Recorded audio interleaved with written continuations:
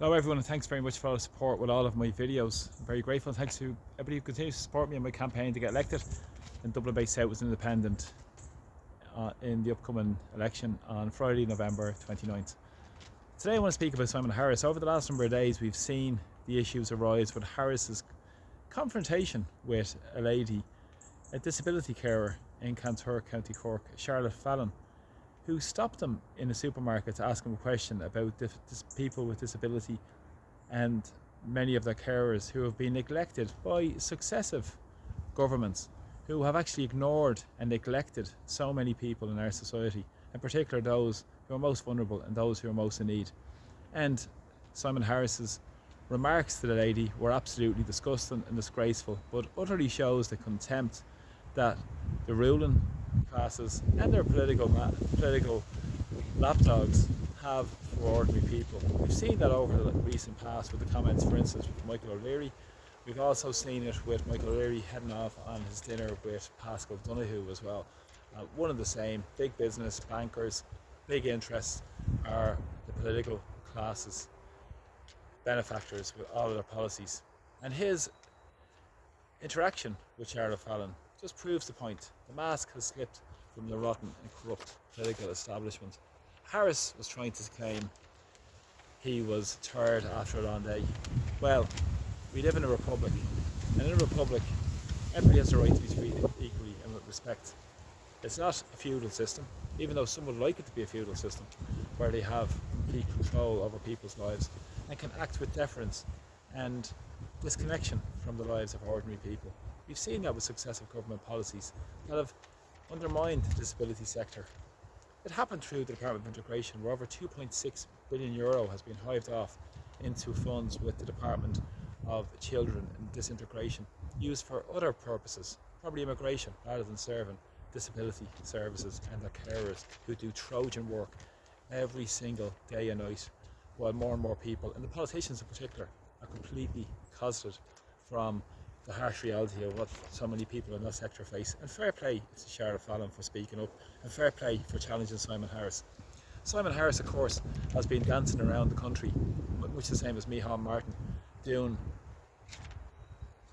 dances and pucking balls and all this sort of stuff over the last number of weeks. It's been absolutely just ridiculous, to be frank about it. There's been no substantive policy debate about what direction the country should go in.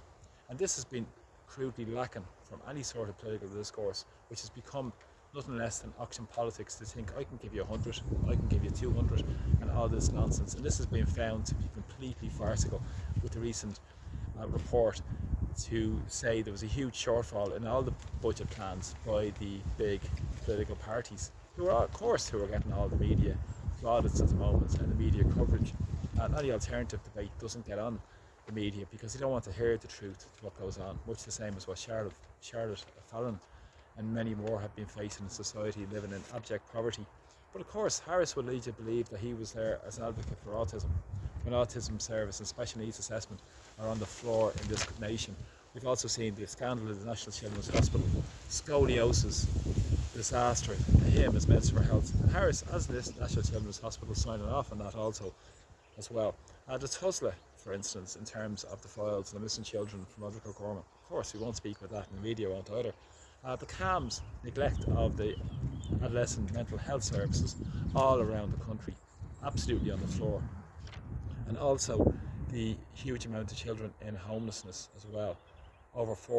Nearly 5,000 children in emergency accommodation, and many more, tens of thousands sleeping with overcrowded conditions with their families and friends around this community in Dublin Bay South and all around our country. And also the amount of children that have been forced to emigrate with their families. But of course, Harris would lead you to believe that they care, but they don't, because facts prove otherwise in terms of what happened with the carers referendum, for instance. I always remember the political establishment stood side by side to remove the obligation to protect and serve carers in that referendum. Instead of that, it was strive, which is absolutely nonsense again, which again would neglect the rights, the constitutional rights of carers, and in particular carers of people with disabilities and many elderly people in society that have been neglected by significant and successive government policies which have benefited so many people in society at the expense of those who are doing the most work, and the work that doesn't get recognised by this rotten political system.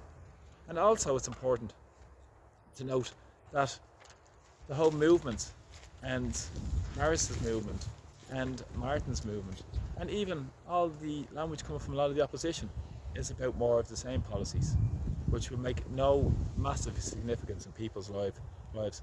We need a real policy to put the needs of our citizens at the heart of policy, and that ultimately comes from real democracy, where people are involved in the decision-making process.